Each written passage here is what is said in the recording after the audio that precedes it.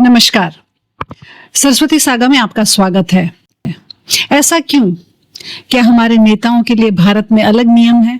ये सवाल सबके मन में जरूर आता है। हमें ये भरोसा है कि हमारा संविधान हमें और हमारे लोकतंत्र को सुरक्षा देने में सक्षम है। तो फिर कैसे संविधान के तहत एमपीज और एमएलएज के पास ये ताकत है कि वो सदन में कुछ भी बोल सकते हैं? संसद और विधानसभा के अंदर आखिर क्या होता है? कैसे तय होता है कि कौन सा शब्द रिकॉर्ड में जाएगा और कौन सा मिटा दिया जाएगा? क्या हेतु था हमारे संविधान का इस सुरक्षा देने के पीछे? आज चर्चा इसी विषय पे, लेकिन चर्चा करने से पहले कृपया चैनल को सब्सक्राइब करें और अगर आपको ये वीडियो अच्छा लगे तो एक लाइक और कमेंट भी अवश्य करें। हमारे संविधान का मुख्य हेतु है हमारे देश के लोकतंत्र की सुरक्षा करना और इसीलिए विरोध पक्ष को एक ताकत देने के लिए, ताकि वो सरकार का सामना कर सके, भ्रष्टाचार के विरुद्ध बोल सके, अपनी सच्चाई सामने रख सके। ये सुरक्षा संविधान ने नेताओं को दी। इसको पूरी तरह से समझने के लिए हमें ब्रिटिश काल में जाना होगा। जब ब्रिटिश की सरकार थी भारत में, तब अगर कोई भी व्यक्ति ब्रिटिश सरकार के खिलाफ कुछ बोलता था तो उसको राजद्रोह, सेडिशन या देश विरोधी गतिविधियों के तहत गिरफ्तार कर लिया जाता था। बाल गंगाधर तिलक, महात्मा गांधी जैसे बड़े बड़े नाम कई बार गिरफ्तार हुए और कई ऐसे व्यक्ति और कई ऐसी घटनाएं हमने पढ़ी हैं। ब्रिटिश सरकार का मानना था कि अगर नेताओं की आवाज को दबा दो तो जनता की आवाज अपने आप दब जाती है और इसीलिए ब्रिटिश रूल में लेजिस्लेटिव काउंसिल्स में भी कोई भी भारतीय सदस्य कुछ बोलने से बहुत डरता था, गिरफ्तारी से, मुकदमे से, सरकारी दबाव से। तो जब हमारा देश आजाद हुआ, हमारा संविधान बनने लगा, तो हमारे संविधान के रचयिताओं के दिमाग में ये बात अवश्य थी। उनको ये डर था कि कहीं भारत में भविष्य में आगे चलकर ऐसा ना हो कि जो विरोध पक्ष हो उसकी आवाज को दबा दिया जाए। उन्हें ये डर था कि कहीं ऐसा ना हो कि सत्ता में बैठी सरकार अपने विरोध करने वालों के सामने केस करने लगे, आलोचना अपराध बन जाए और संसद सिर्फ एक रबर स्टैंप बन के रह जाए।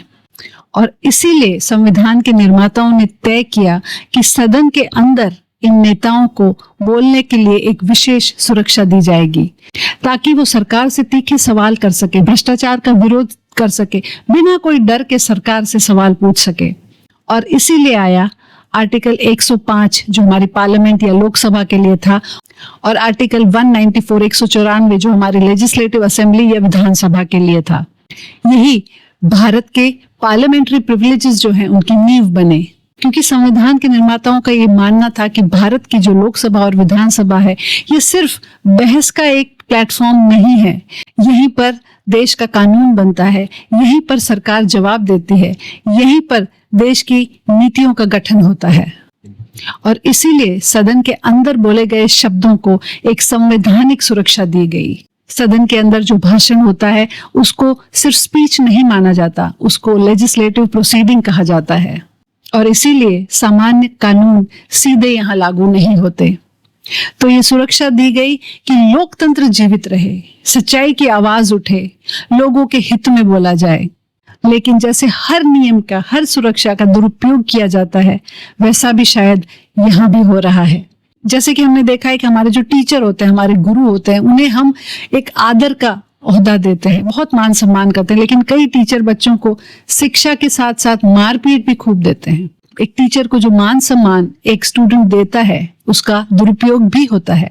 वैसे ही कुछ हमारे नियमों का, संविधान की सुरक्षाओं का भी हो रहा है। ये जो संविधान ने सुरक्षा नेताओं को सदन में दी है, उसके तहत डिफेमेशन केस नहीं हो सकता, सिविल सूट नहीं हो सकता, कोर्ट का बहुत लिमिटेड इंटरफेरेंस होगा।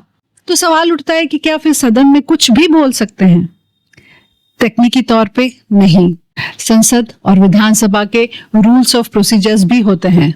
नियम कहते हैं कि कोई भी सदस्य अशोभनीय भाषा नहीं बोलेगा, व्यक्तिगत आरोप बिना आधार के नहीं लगाएगा, न्यायालय में चल रहे मामलों पे बहुत ही सीमित टिप्पणी करेगा, अपमानजनक या असंसदीय शब्दों का प्रयोग नहीं करेगा।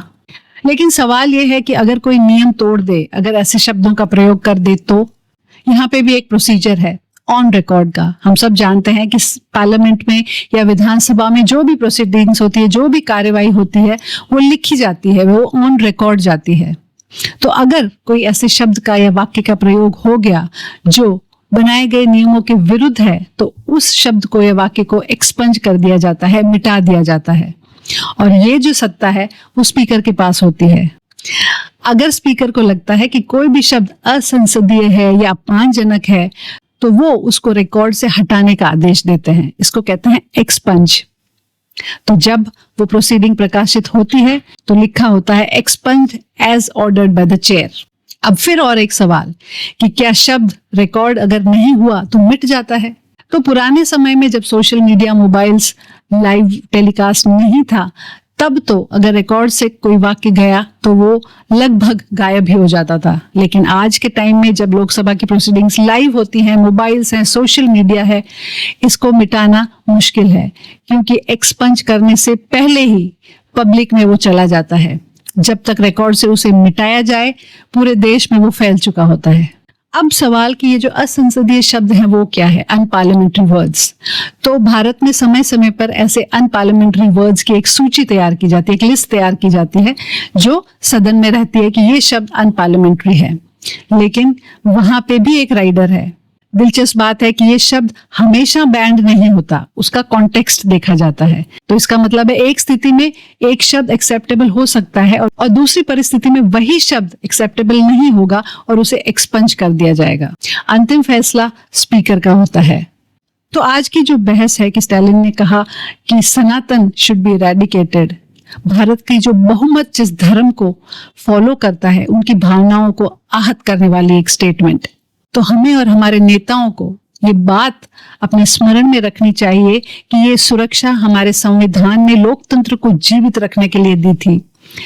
संविधान ने ये सुरक्षा इसीलिए दी कि विरोध पक्ष के लोग सच्चे सवाल कर सके सरकार से, नीतियों पे सवाल करे, भ्रष्टाचार पे सवाल करे। इसका उपयोग इस देश के नागरिकों की भावनाओं को आहत पहुंचाने में किया जाए, ये इसका हेतु कभी नहीं था।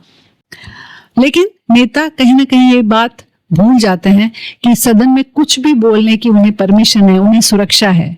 ये याद रखना चाहिए कि कानूनी कोर्ट से तो वो बच जाएंगे, लेकिन उस सदन में जहां पे वो सुरक्षित है उस तक पहुंचने का जो रास्ता है वो जनता की अदालत से होकर ही गुजरता है। और डीएमके को इस बात का अंदाजा इस इलेक्शन में जरूर लग गया होगा। आज आलोचक ये जरूर पूछ रहे हैं कि क्या सुरक्षा कुछ जरूरत से ज्यादा ताकतवर हो गई? क्योंकि आज लोगों को लगता है कि आम आदमी जो बात बोलकर गिरफ्तार हो सकता है, नेता वही बात सदन में बोलकर साफ बच जाते हैं।